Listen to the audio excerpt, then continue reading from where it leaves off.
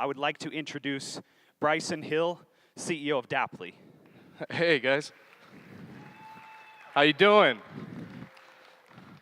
Cool, I'm gonna set this down for a minute. We'll talk about that in a minute. Do you guys know who that is? Who knows who that is? Raise their hand. All right, cool, awesome. So last night I'm walking out of the hotel and I'd look over and there's Ty Lopez. And I'm like, Ty, have you heard of the crypto kid? He's like, who's the crypto kid? I'm like, dude, this guy has lived in a tree house since 2009. He read the Bitcoin white paper, sold everything that he owned, and put it all into crypto. And all this guy does, he's like freaking Warren Buffett. He just sits around and reads white papers, invests in ICOs. And Ty's like, wait, like the crypto kid? I gotta meet this guy. So we turn around and there's the crypto kid, Ty Lopez. So Ty Lopez met the crypto kid. Round of applause for the crypto kid. All right. All right, so at Daplie, what do? The quick pitch is that we build hardware for the home, for the general consumer, everyone, all of us, me and you. And what we decided to do 3 years ago was set out to bring home the cloud, bring home our data, bring home the connection to our devices, bring home the connections to the people that we connect with. And we started with this product called Daplie Connect. Daplie Connect is technically a personal server. Just like you have the cloud that is a big, huge data center full of servers, we decided to shrink that down and put it in something that's accessible for everyone and put it inside of the home. And what we did is we decided to add a little bit of storage to it, some stackable storage, something that's easy for people to access. 2 terabytes, 2 terabytes, 2 terabytes, 2 terabytes. You've got 8 to 20 terabytes at home now. Now what's the big deal?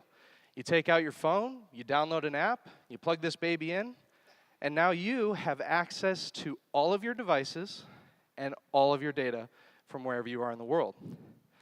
But here's how it works. For those of you who are more technical out there, you have a device, it creates a public key and a private key that's stored on the device. That happens here as well. It creates a private connection, a tether, between you and the device.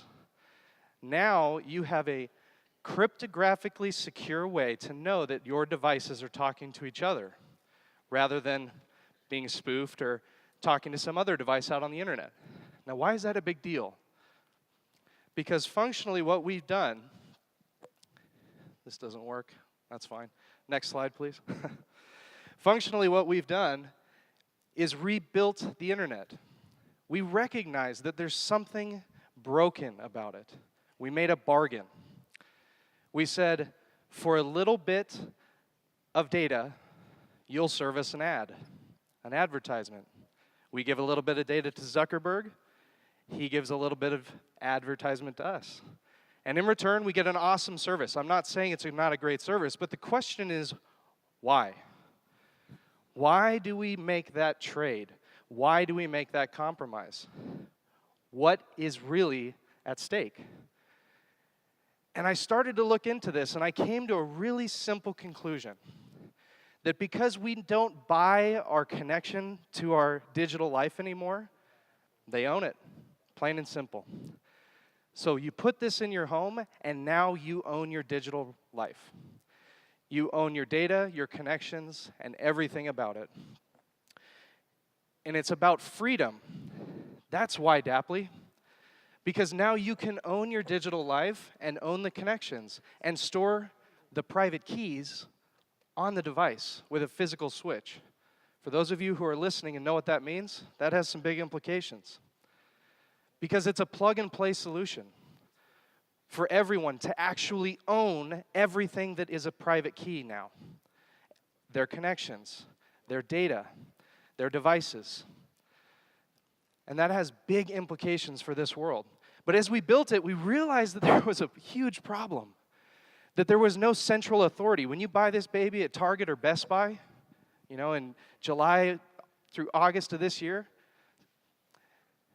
Daplie doesn't know that it exists when you plug it into your house. We have no connection to it. We have no access to it. It's completely decentralized and distributed. You make direct connections to your friends now. But we realize that now that we have this awesome, decentralized, and distributed system, there was no way for our people, us, to know that these applications that we would download to this device were from the right developer, that they were even good. Was there a rating? And we started to recognize that, well, there's this really simple thing that all of us in this room know about, which is the App Store, right? iPhone's got one, Google's got one, the Play Store, right? So you have this idea of an app store, but on a decentralized system, there's no central authority who says, this is the true developer, this is the right app, this is the right code repo, it's been peer reviewed. There's no concept of that in a decentralized system.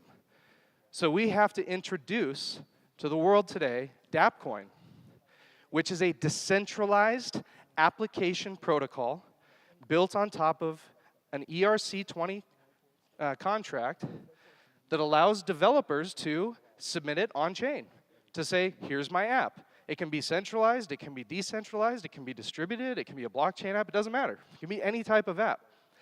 And now that it's on ledger, immutable, unchangeable, politically decentralized, physically decentralized, but centrally, logically centralized, you now can know that this app is legit, that it's good.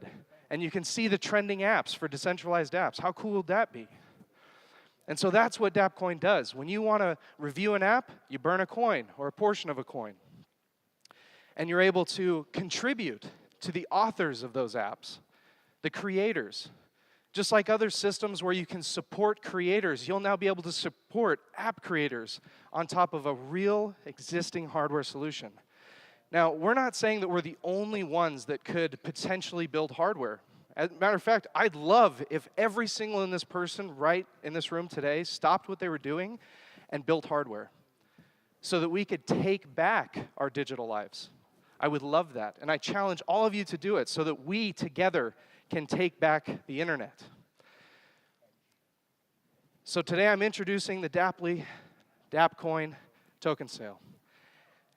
So go to dapcoin.com, check out the first installment of the white paper. Check out our website, daplie.com, to see what we've already been doing for the last 2.5 years. And go to wefunder.com to check out the opportunity to still invest in Daplie, the company that is building this hardware and shaping this movement. That ends tonight. So again, if you're an investor and you're interested in that, we have a regulation crowdfund that allows anyone of any income to participate in buying equity in this movement, in this company, Daplie. And I realized a long time ago, as I started to go through this process, that it's not about me. It's not about you individually. It's about us. It's about us being able to take back what we so freely gave. A quick analogy. A couple hundred years ago, there were some founders in this country. And they established one of the greatest nations on earth. Right? And we are here because of that today, because of that freedom. I go to other countries, who shall not be named, all the time, and I recognize that they don't have the same freedoms that we do. But one thing that I recognized, the founders didn't know that computers would exist. George Washington wasn't pulling out his iPhone to quickly sign the Declaration of Independence or the Constitution or whatever. He didn't have it. So they didn't know to protect us with a digital right. So today, I announce that we are declaring our independence and our freedom from those who have unknowingly maybe taken it from us, that today we can take back our digital life. Thank you, everybody.